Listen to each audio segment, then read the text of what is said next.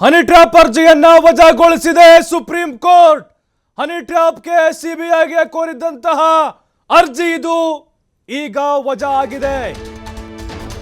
Supreme ಕೋರ್ಟ್ನಲ್ಲಿ ಏನೋ ವಿಚಾರಣೆ ಆಗ್ಬೋದು ಅಂತ ಅನ್ಕೊಂಡಿದ್ರು, ಎದುರು ನೋಡ್ತಾ ಇದ್ರು. ಆದ್ರೆ ಈಗ ಅಲ್ಲಿ ವಜಾ ಆಗಿದೆ. ಸಿಬಿಐ ತನಿಖೆ ಆಗಬೇಕು ಅಂತ ಕೋರಿದ್ರು ಜಾರ್ಖಂಡ್ನ ಬಿನಾಯ್ ಸಿಂಗ್ ಅಂತೇಳಿ. ಅವರ ಅರ್ಜಿ ವಜಾ ಆಗಿದೆ. ಈಗ ಜಾರ್ಖಂಡ್ದವರು ಕರ್ನಾಟಕದ ಕೇಸು, ಕಾಂಗ್ರೆಸ್ ಸಚಿವರದ್ದು. ಸಿಬಿಐ ತನಿಖೆಗೆ ಕೋರಿದ್ದ ಅರ್ಜಿಗೆ ಸುಪ್ರೀಂ ಕೋರ್ಟ್ ಗರಂ ಆಗ್ಬಿಡ್ತು. ರಾಜಕೀಯ ನಾನ್ಸೆನ್ಸ್ಗಳನ್ನ ವಿಚಾರಣೆ ಮಾಡಲ್ಲ ನಾವು, ನಿಮ್ಮದು ಜಾರ್ಖಂಡು, ಆಗಿದ್ದು ಕರ್ನಾಟಕ, ನಿಮ್ಗೆ ಅದಕ್ಕೆ ಏನು ಸಂಬಂಧ, ನಿಮ್ಗೆ ಯಾಕೆ ಬೇಕು ಊರು ಸಾಬರಿ ಅಂತ ಹೇಳಿ ಜಡ್ಜ್ಗಳು ಯಾಕೆ ಹನಿ ಟ್ರ್ಯಾಪ್ಗೆ ಒಳಗಾಗ್ತಾರೆ? ಅರ್ಜಿದಾರ ಬಿನಾಯ್ ಸಿಂಗ್ಗೆ ಸುಪ್ರೀಂ ಕೋರ್ಟ್ ತರಾಟೆಗೆ ತೆಗೆದುಕೊಂಡು ಬಿಟ್ಟಿದೆ. ಹನಿ ಟ್ರ್ಯಾಪ್ ಅರ್ಜಿಯನ್ನ ಈಗ ಸುಪ್ರೀಂ ಕೋರ್ಟ್ ವಜಾಗೊಳಿಸಿದೆ. ಜಾರ್ಖಂಡ್ನ ಬಿನಾಯ್ ಸಿಂಗ್ ಸುಪ್ರೀಂ ಕೋರ್ಟ್ಗೆ ಅರ್ಜಿಯನ್ನ ಹಾಕಿದ್ರು. ಅವರು ಕರ್ನಾಟಕದಲ್ಲಿ ಈ ರೀತಿ ಕಾಂಗ್ರೆಸ್ ಸಚಿವರು ಒಂದು ಆರೋಪವನ್ನು ಮಾಡಿದ್ದಾರೆ ಸದನದಲ್ಲಿ.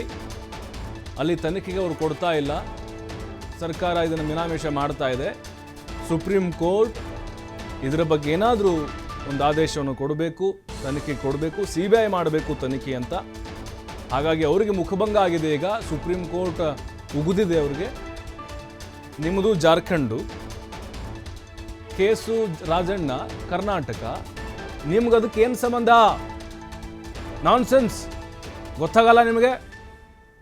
ಈ ರೀತಿಯಾಗಿ ಜಡ್ಜ್ ಅವರು ತರಾಟೆಗೆ ತೆಗೆದುಕೊಂಡಿದ್ದಾರೆ. ಅವರಿಗೆ ನಿಮಗೆ ಯಾಕೆ ಬೇಕು ಕರ್ನಾಟಕದ ಉಸಾಬರಿ?